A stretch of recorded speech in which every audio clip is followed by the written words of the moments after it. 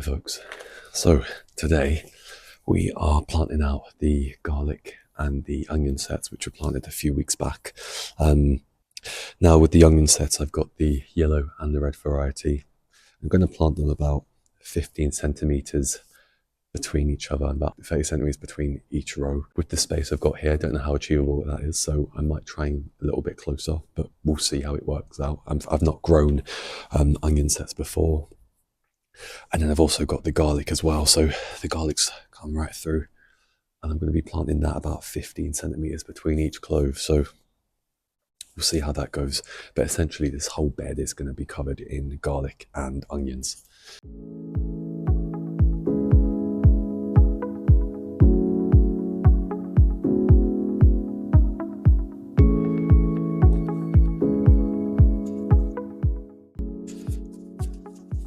Now, note to self, when you're using plant labels in the potting shed, don't use the wooden ones because they get a bit mouldy. Now, the majority of these garlic bulbs have actually come through quite healthy, so I've got quite a few to plant out. Now, I'm not doing this with lines and rulers.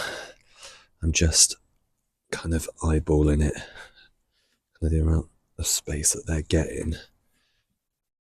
But as long as they've got a good amount between the rows and then next to each other, I think we should be okay. Now I do also have some broad beans, but they're not quite ready to go out. They've been grown in the potting shed for about the same time as the garlic, so I'm going to pop them out in the greenhouse now because I think they need a bit more light and they'll be more protected in the greenhouse than they would out in here. I use a lot of garlic and onions in cooking, so I thought, why not actually grow things that I'm using quite often in the kitchen? And I think for me, that's the whole point of growing things and having a garden, as well as, having those lovely spaces that you can create.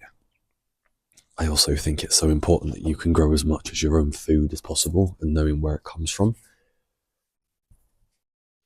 I'm also kind of hoping to attract a little bit more wildlife to the garden as well, just by, creating this space as well. So fingers crossed. It's been really great kind of seeing the garden take shape these last couple of weeks. And I think especially since potting some soil. So now that we've got our garlics planted out, I'm going to go ahead and plant out the onion sets that I've had growing in this old wooden box. I think, note to self in the future, good idea of reusing, absolutely. But where it's obviously so damp in the potting shed and there's not much airflow, they kind of sit and they get a bit mouldy. So in future, greenhouse. But first time lessons, absolutely fine. But they're looking good. They've started poking their heads through. So some of the red onion sets as well. So I'm going to go ahead and plant them out.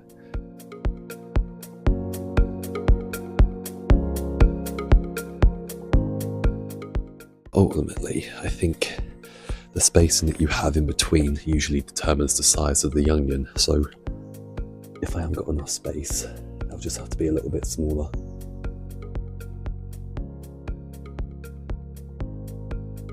I think I've planted out about 50 onions altogether. So that's 25 yellow and then 25 red. I mean, if anyone wants to tell me if they've had success with onions growing them closer together, please let me know. Maybe I can shove a few more in.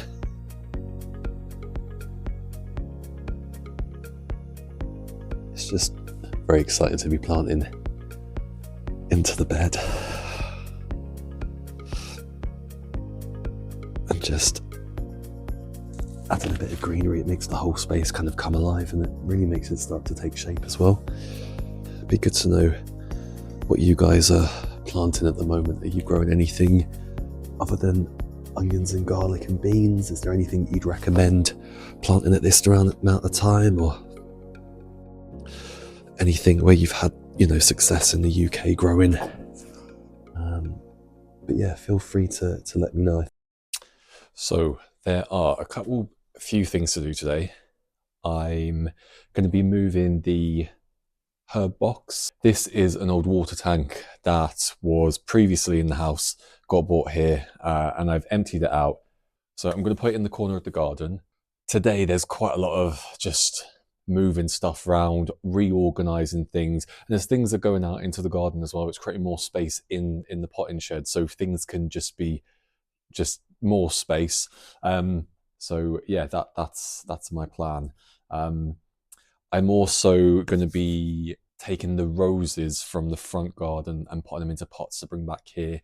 Obviously, I think I mentioned before the plans. There are future plans to do the front garden, but for the time being, I want to get them out, protect them, and just basically nourish them because they need a little bit of TLC. And plus, we can appreciate them here in the back garden as well, especially as we're going into like spring and summer. Want to be getting more life into the garden, so why not kind of bringing the roses back here and we can enjoy them even better. So let's get cracking. Not too much talking today, just lots of doing.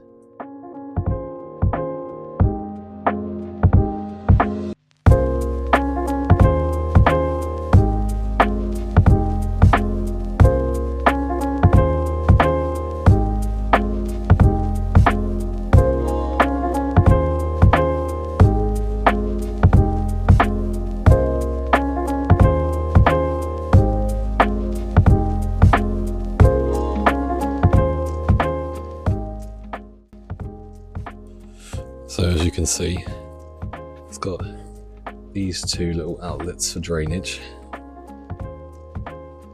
But once this is planted up, got some nice herbs in it. This particular corner is a bit of a sun trap as well, so I think they'll love it.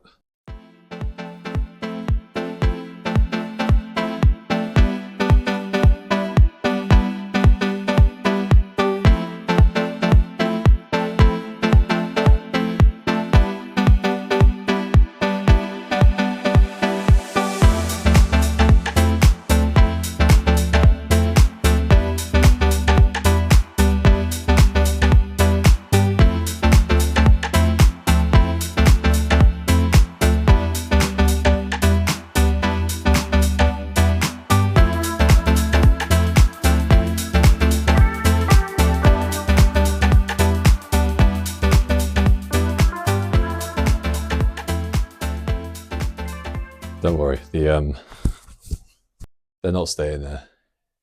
It's just obviously trying to move all this stuff over here. So plan is to put everything that's going to be going to the tip, to the dump on the right hand side. We also want somewhere that's like we can put all the rubble bags that are going to be coming up from the basement. So we want somewhere just, organizing the chaos a little bit. I'm going to move the fridges and the freezers over to the right hand side because it then means that wood is accessible, and I can pilfer through it and pick all the things that I want to pick from it as well.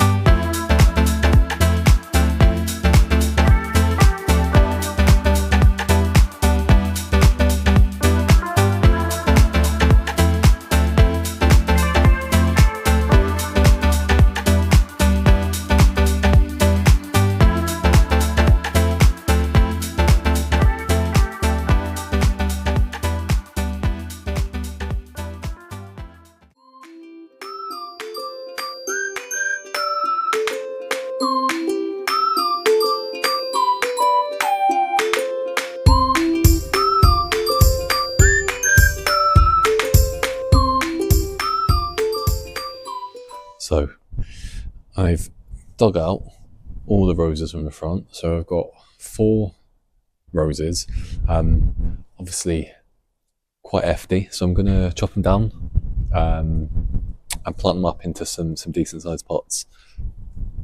I'm going to do it in the potting shed because it's absolutely freezing out here. It's getting colder by the hour, so it's currently 4 degrees in here. Now, I'm not an expert on roses. I've never really looked after them. I don't think I've ever even bought a rose. So I was gifted this lovely book, the New Encyclopedia of Gardening Techniques, and they've got a beautiful little section about roses.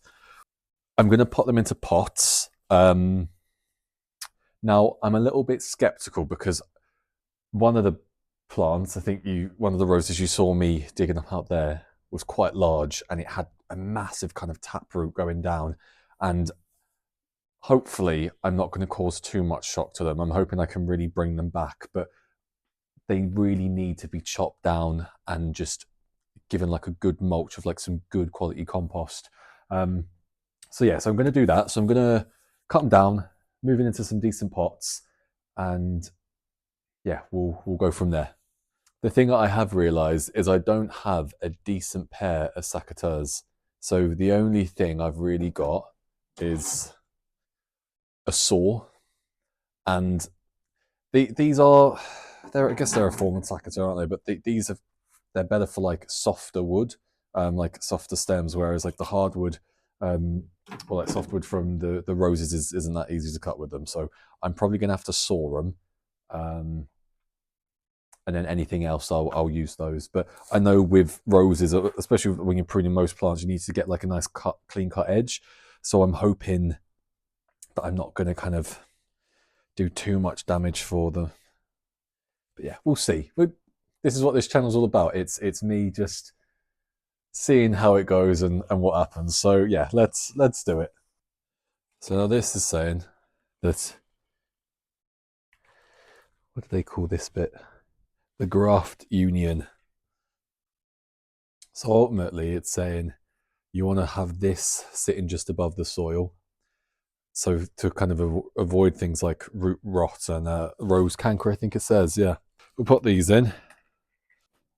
So we want to be keeping this part of the rose above the soil, so the soil's up there, and just really want to backfill it. Now, in the book that I've got, it says about kind of placing the roots kind of either side of a bit of a mound. So I'm going to try and make that and kind of sit that there. As I say, I've never looked after roses before.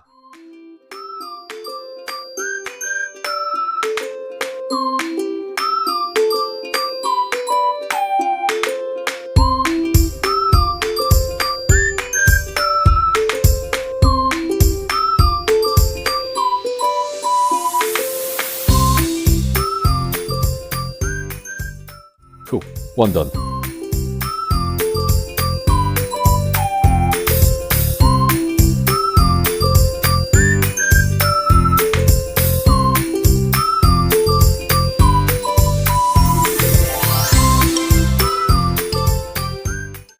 Fab, so another one done.